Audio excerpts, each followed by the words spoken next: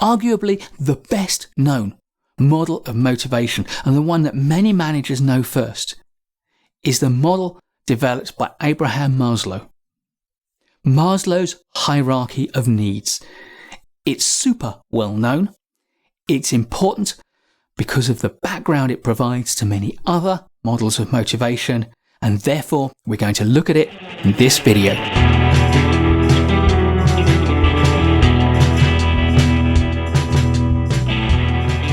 Abraham Maslow was not a management theorist. He wasn't interested in management as we are. He was a psychologist interested in humanistic psychology. He coined the phrase positive psychology. What he was fundamentally interested in was explaining human behavior.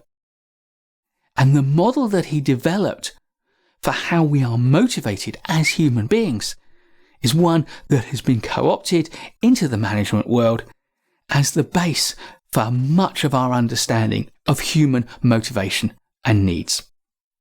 Maslow's theory was that human needs could be grouped together into broad classes, and these could be arranged into a hierarchy, such that some were more fundamental, more basal needs, and others were higher, more elevated needs. And the idea that he had was that once we had satisfied our basal needs, we turned our attention to the next needs up in the hierarchy, and we work our way up, and our motivation is driven to fulfill unmet needs higher up in the hierarchy beyond where we have met all our needs. Maslow's hierarchy of needs is often represented as either a pyramid or as a ladder.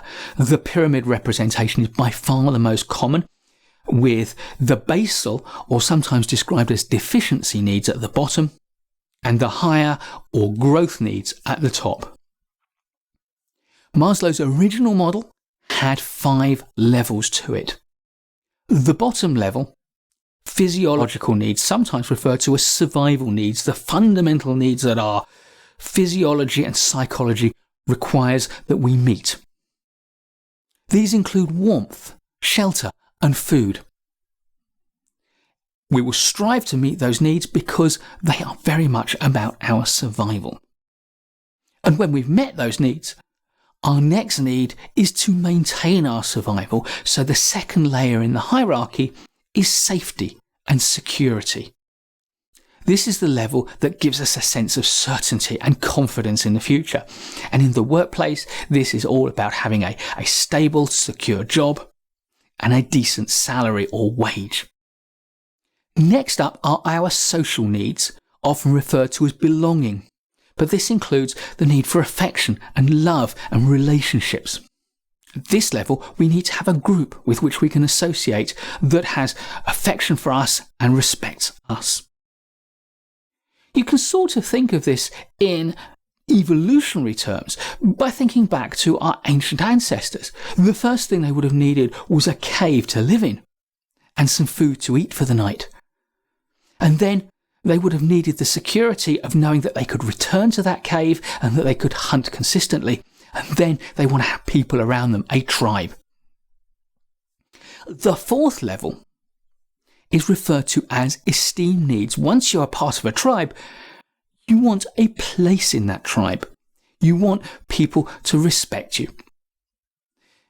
Often, we now divide what Maslow described as esteem needs into 2 levels, the lower of which is group esteem, the need to fit in with a group and to have the respect of the group, and eventually to rise to a role within that group. And in the workplace, we see that as the drive for promotion, which isn't necessary for safety or security, but it is necessary to satisfy that need to get the esteem of the group, because promotion is a mark of how much our organisation respects us. So too is salary. Beyond a base salary that will maintain our needs, those increments in salary and those bonuses are marks of group esteem. But another part of esteem that we now tend to separate into a separate level is self-esteem. It's not enough for us to know that the group values us and respects us. It's also important that we value and respect ourselves. That sense of self-esteem, self-confidence, self-respect is important. The 6th level in Maslow's hierarchy is what he called self-actualization, the drive to be the best we possibly can, to fulfill our entire potential. And this tends to be the things that we do outside of the workplace, like our hobbies, our social activities, our community contributions. These tend to be spiritual or personal fulfillment things. We study in order to grow and learn more, and that's self-actualization. And to the extent that self-actualization can, of course, happen in the workplace studying, gaining qualifications, certifications, watching videos like this is part of self-actualization. And so is building a reputation beyond your organization, your personal brand, and your industry eminence. These are all about self-actualization, being recognized as an expert, not only within your organization, but outside it. Now, whilst Maslow's theory is very well known, it's actually not based on a huge amount of research, although it was in order to gain some kind of research evidence to back up this theory that Maslow turned to the workplace, and that's what has brought it into our awareness as managers as a workplace model of motivation. And certainly more modern theories, whilst they look superficially very different, starting with Clayton Alderfer's ERG theory and moving on to Ryan and Detch's self-determination theory, these more modern theories, they look different, but they hark back to it. They have the elements of the pyramid. I think the things that have changed fundamentally is that whilst Maslow seemed to imply that we won't turn our attention to a higher level until we fully fulfill the lower level, we later have realized that that's not true. We can worry about multiple levels at the same time. They all motivate us, and they all provide us with a sense that we need to not only fulfill those needs, but secure them. How does Maslow's hierarchy of needs work in the modern workplace? Well, I think it's as well to recognize that if you're not paying someone enough, no amount of motivation in terms of self-actualization or esteem is going to make them feel comfortable in a place where they can't earn enough money. But it doesn't really explain why people worry about money when they've got enough.